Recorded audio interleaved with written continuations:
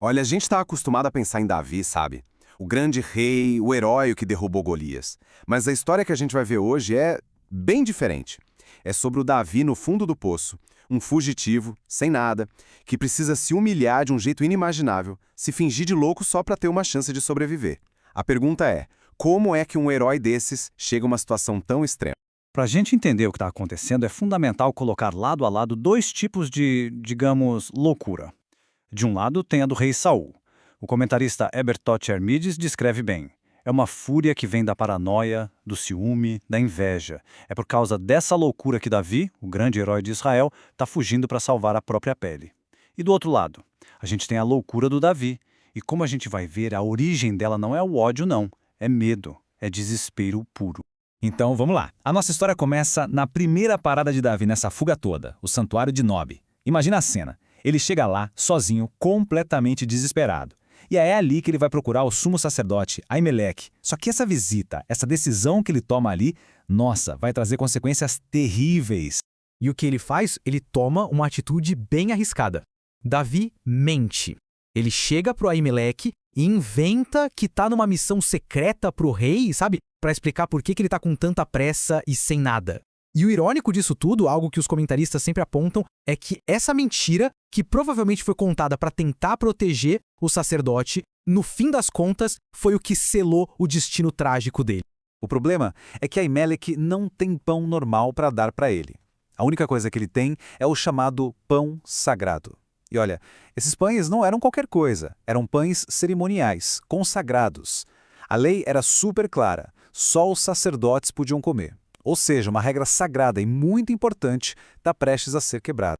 E essa decisão do sacerdote, ela é gigante. Ela mostra um princípio que vai muito além da situação ali. A comentarista Rosana Barros ressalta isso muito bem. A Emelec coloca a necessidade humana, a fome de Davi, acima do ritual. É a personificação daquela frase misericórdia quero e não sacrifício. É exatamente esse o princípio que séculos mais tarde Jesus vai usar para mostrar que o cuidado com as pessoas vem antes da rigidez da lei. É impressionante.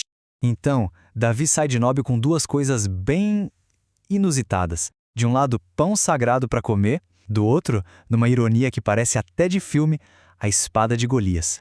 Pensa só, a arma do gigante que ele mesmo derrotou, que o tornou um herói, agora é a única arma que ele tem para se defender como fugitivo.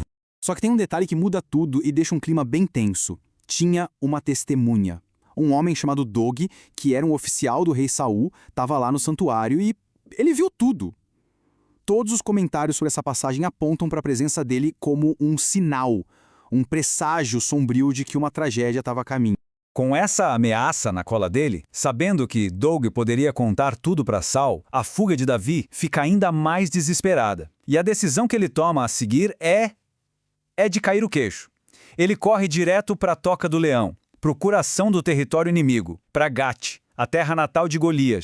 Isso aqui deixa a gente com uma pulga atrás da orelha, né? Que lógica tem isso?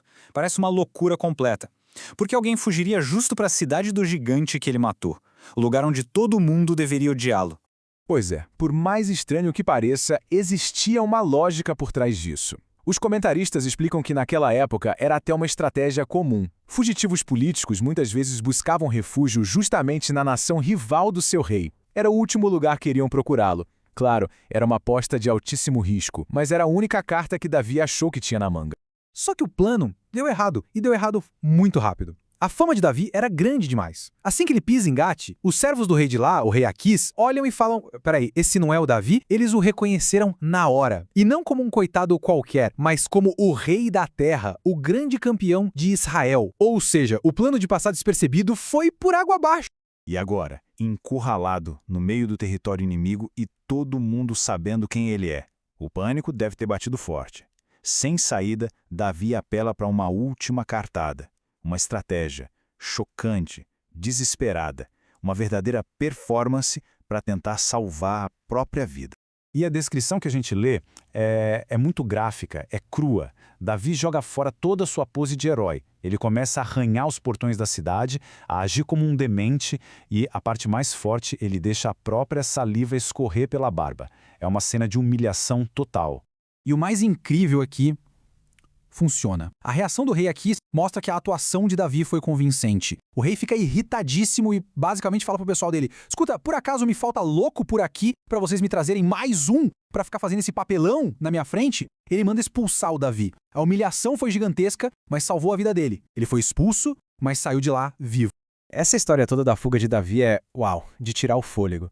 Mas qual o significado mais profundo disso tudo? O que estava acontecendo por dentro, enquanto por fora ele se fingia de louco? É aqui que os comentaristas nos dão uma perspectiva muito mais rica. Olhando de fora, para qualquer um ali na cidade de Gates, a imagem era clara. Davi tinha enlouquecido. Um herói que, simplesmente, perdeu o juízo. Só que, na narrativa da fé, a história é outra. Como a Rosana Barros aponta, por trás daquela fachada de loucura, o que existia era um homem aflito clamando por ajuda, um coração desesperado pedindo socorro. E é aqui que vem a conexão mais poderosa de todas. Os comentaristas ligam esse momento de humilhação total diretamente ao Salmo 34. A tradição diz que Davi escreveu esse salmo pensando exatamente nessa experiência. E o salmo nos dá uma janela para a alma dele.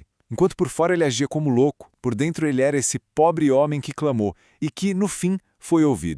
Então, o que a gente tira de tudo isso? Bom, primeiro, que até os maiores heróis têm seus dias de fraqueza profunda. Segundo, que o desespero pode levar a gente a atitudes extremas. Terceiro, que a misericórdia, a compaixão, às vezes, é mais importante que a regra. E talvez a lição mais forte de todas é que a graça, a ajuda, pode nos encontrar exatamente quando a gente acha que chegou no fundo do poço. E tudo isso nos leva a uma reflexão final, uma provocação que vem dos comentaristas. A história de Davi é um convite para a gente olhar além do que os olhos veem. Antes de julgar o louco na porta, talvez a gente precise tentar enxergar o aflito por trás daquela aparência. E fica a pergunta no ar: será que a gente é rápido demais para julgar e lento demais para tentar entender?